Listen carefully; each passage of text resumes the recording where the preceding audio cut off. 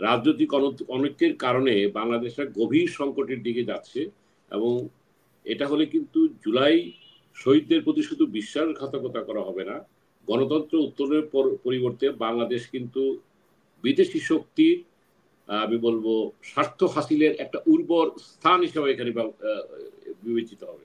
অনেক খেলাধুলা হবে। যে গোপালগঞ্জে আমরা অবশ্যই দুষ্কৃতিকারীদের বিরুদ্ধে অভিযান চালানো উচিত, অবশ্যই একমত, কিন্তু শুধু গোপালগঞ্জ কেন, আজকে সব জায়গায় অস্ত্র উদ্ধার করতে হবে। গোপালগঞ্জে তো আমার মনে হয় আধিপত্যবাদী শক্তির ভারতের এজেন্টরাও সেখানে আছে অস্ত্র নিয়ে, তাদেরকে সেখানে চিহ্নিত করতে হবে, তাদেরকে আটক করতে হবে। প্রকাশ্যে কিন্তু জামাত, তারপর কি এই এনসিপি, তারপর ভিপি নূর, গণ অধিকার পরিষদ পীর সাহেব এবং হেফাজত ইসলাম প্রমাণ করে দিল যে ইসলামিক শক্তিগুলি তারা এক, বিএনপির বিরুদ্ধে তারা অবস্থান নিয়ে ফেলেছে। আমাদের এই মূল্যায়নের আগে আমরা যে কথাটা বলতে চাই যে জনতা পার্টিটা কি কারণে হয়েছিল, যে আমরা ৭১-এর মুক্তিযুদ্ধের চেতনা এবং ২৪-এর গণ অভ্যুত্থানের আকাঙ্ক্ষার সমন্বয়ে আগামী দিনের বাংলাদেশের পথ চলাকে আমরা নিশ্চিত করতে চাই এবং সেটা করতে গিয়ে নতুন রাজনৈতিক বন্দোবস্ত, নতুন সংস্কৃতি আমাদের প্রয়োজন।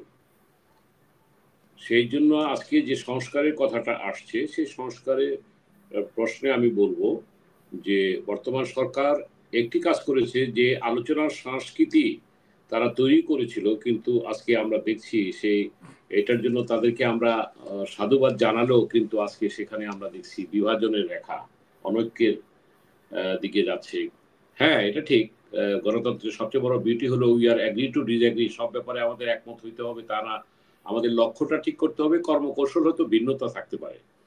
এখানে এই সরকারের যেটা দেখতে চাই, ডক্টর ইউনূস সকলের সর্বজন শ্রদ্ধা ব্যক্তি, কিন্তু আমি অত্যন্ত বিনয়ের সাথে সাদাকে সাদা কালোকে কালোর বলার নীতি যদি আমরা গ্রহণ করি, তাহলে আমরা ১ বছরের যে আমরা দেখছি যে অস্থিরতা কিংবা অস্থিতিশীলতা জনগণকে চরমভাবে হতাশা করছে এবং অন্তর্বর্তীকালীন সরকার এই পরিচালনার ক্ষেত্রে এই আইন শৃঙ্খলার কারণে যে সামাজিক রাজনৈতিক যে পরিস্থিতি এবং যে এই কারণে কিন্তু কোনো বিদেশি বিনিয়োগ আসছে না, কোনো আপনার কর্মসংস্থান হচ্ছে না। সুতরাং এই জায়গায় আজকে আমাদেরকে মূল জায়গায় ফেরত আসতে হবে। মূল জায়গাটা কি? এই যে ৫৪ বছরের বাংলাদেশকে আমরা যারা এই দেশে ছিলাম কিংবা দেশকে শাসন করেছি, আওয়ামী লীগ, বিএনপি, জাতীয় পার্টি, আমিও জাতীয় পার্টির মন্ত্রী ছিলাম, জেনারেল এরশাদের মন্ত্রী ছিলাম। সত্যি কথাই দায় প্রত্যেক দলকে কম বেশি নিতে হবে, যেহেতু তারা কোনো গণতন্ত্রকে প্রাতিষ্ঠানিক রূপ দিতে পারে নাই, তারা রাজনৈতিক সংস্কৃতি, সুষ্ঠু রাজনৈতিক সংস্কৃতি বিকাশ করতে পারে নাই। আজকে সেই সময়টায় যখন ছাত্ররা এই যে এই জুলাই মাসে আজকে সেই শহীদদের প্রতি শ্রদ্ধা জানাতে চাই, তারা কিন্তু গোলটা করেছে। বিএনপি এটি বড় দল, বড় স্টেক হোল্ডার, এটি সত্যি কথা, কিন্তু বিএনপি কিন্তু গোলটা করে নাই। বিএনপি অনেক অত্যাচারিত হয়েছে, গুম খুমের শিকার হয়েছে, কিন্তু গোলটা করেছে ছাত্ররা। এখন ছাত্রদের মাইন্ড রিডটা করতে হবে, এই তরুণ প্রজন্মের মাইন্ড রিডটা আমরা অনেকে করতে পারছি না। আবার পাশাপাশি ছাত্ররাও যে বক্তব্য কিংবা আচরণ করে অনেক ক্ষেত্রে, সেটা আগেকার সে আওয়ামী লীগের ফ্যাসিস্টের আচরণের পুনরাবৃত্তি অনেক সময় পরিলক্ষিত হয়। আমি যেটা বলতে চাচ্ছি যে আজকে বর্তমান যে অস্থিরতা অনিশ্চয়তার কারণে বাংলাদেশ একটা গভীর সংকটে পড়বে। আপনি যেটা বললেন যে আজকের কথা, কক্সবাজারের চকরিয়ার কথা কিংবা গোপালগঞ্জের কথা, এই যে রাজনৈতিক অনৈক্যের কারণে বাংলাদেশটা গভীর সংকটের দিকে যাচ্ছে এবং এটা হলে কিন্তু জুলাই শহীদদের প্রতি শুধু বিশ্বাসঘাতকতা করা হবে না, গণতন্ত্র উত্তরণের পরিবর্তে বাংলাদেশ কিন্তু বিদেশি শক্তির আমি বলবো স্বার্থ হাসিলের একটা উর্বর স্থান হিসেবে এখানে বিবেচিত হবে।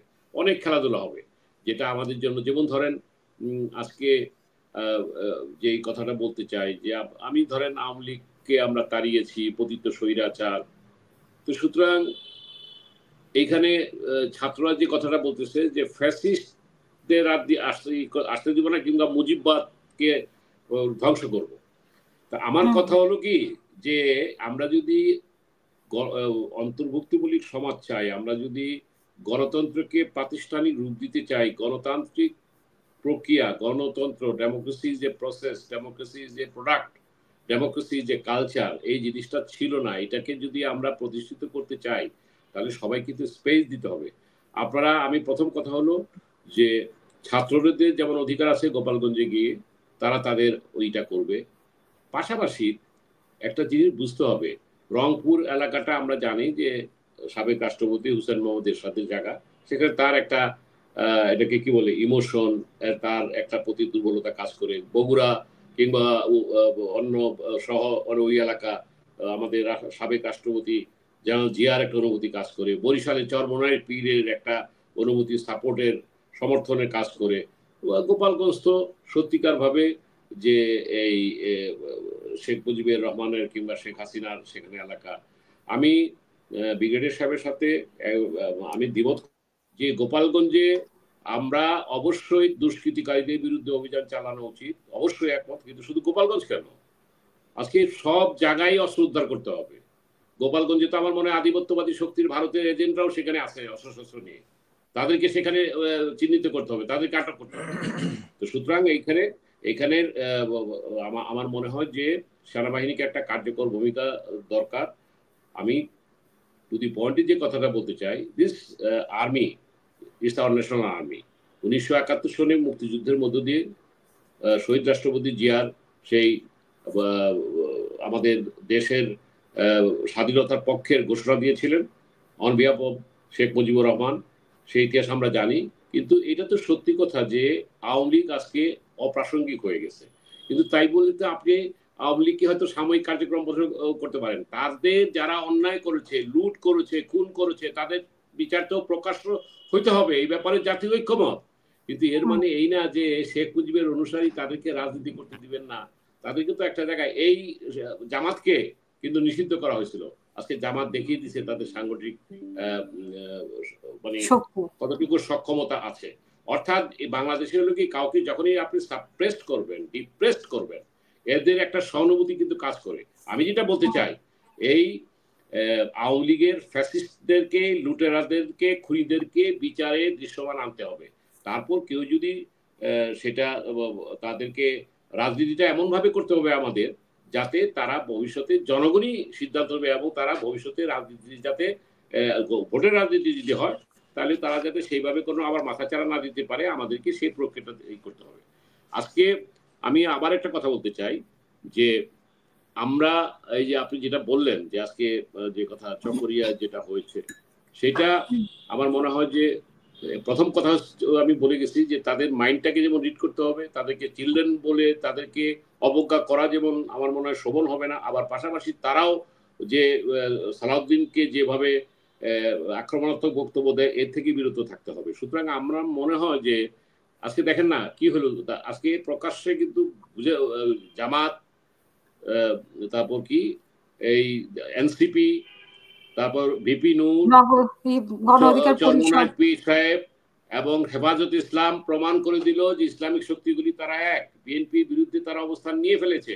আমি আজকে এক জায়গায় আমি প্রধান অতিথি হিসেবে গিয়েছিলাম।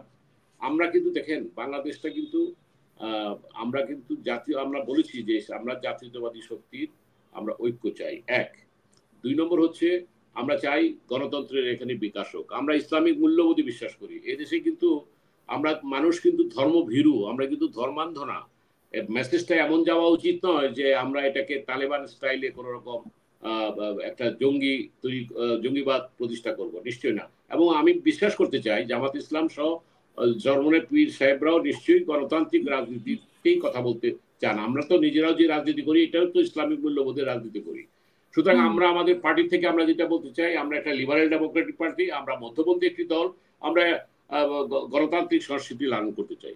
এখন এই অবস্থায় আমি যে কথাটা বলবো সেটা হলো যে আমি শেষ করতে চাই এইভাবে যে দেখেন যে দেশে যে মব ভায়োলেন্স, আমি মব জাস্টিস করবো না। 5 তারিখে ছিল মব জাস্টিস, এখন কিন্তু যেটা হচ্ছে এটা হলো মব ভায়োলেন্স। মব ভায়োলেন্স এবং মব জাস্টিসের মধ্যে ডিফারেন্স আছে। আপনি 5 তারিখে যে আকাঙ্ক্ষা যে একটা এত হাজার তরুণ শহীদ হলো, হাজার হাজার তরুণ আহত হলো, আজকে তাদের এই পালিয়ে যেতে বাধ্য হলো ফ্যাসিস্ট হাসিনা।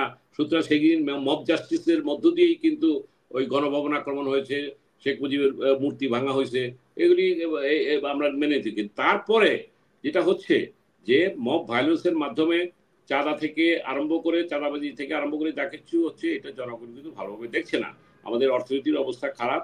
সুতরাং আমরা ডক্টর ইউনূস সাহেবকে আমরা যেমনিভাবে তাকে করতে চাই, পাশাপাশি যে কথাটা আসছে তাদের দুর্বলতার দিকটা আজকে চিহ্নিত করতে হবে। এটা একটা রিসাফল হওয়া দরকার, এবং সেখানে যাতে আগামী যে নির্বাচনটা যে টাইমলি হবে, যে বললো ফেব্রুয়ারির মধ্যে হবে অথবা এপ্রিলে হবে, আমি ব্যক্তিগতভাবে একটা অনিশ্চয়তার মধ্যে আছি যে নির্বাচনটা যথাসময় হয় কিনা। কারণ পিআর পদ্ধতি নিয়ে আজকে পুরা বিভক্ত। বিএনপি বলতেছে আমরা পিআর পদ্ধতি চাই না, অন্যরা এই আজকে যে শক্তিটা সমাবেশ করলো তারা বলতেছে আমরা পিআর ছাড়া নির্বাচন মানি না। তার মানে কি মানে? সুতরাং আমি ব্যক্তিগতভাবে কনক্লুড করতে চাই এইভাবে, আমরা একটা মাঝামাঝি অবস্থায় থাকি। ঠিক আছে, আমরা প্রচলিত নিয়মে যদি সংসদ নির্বাচন হয় এবং দ্বিকক্ষ বিশিষ্ট যেহেতু একটা ঐক্যমত হয়েছে, উচ্চ কক্ষ যদি পিআর এর ভিত্তিতে যদি নমিনেশন দেওয়া হয়, তাহলে এই জায়গাটাতে আমরা একমত হইতে পারি।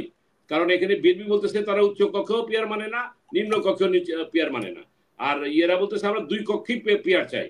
তাহলে আমি যে প্রস্তাবটা দিলাম, এই মাঝামাঝি একটা অবস্থান নিয়ে আমরা একটা জাতীয় ঐক্যের জায়গায় আমরা এটা একটা অবস্থান নিতে পারি।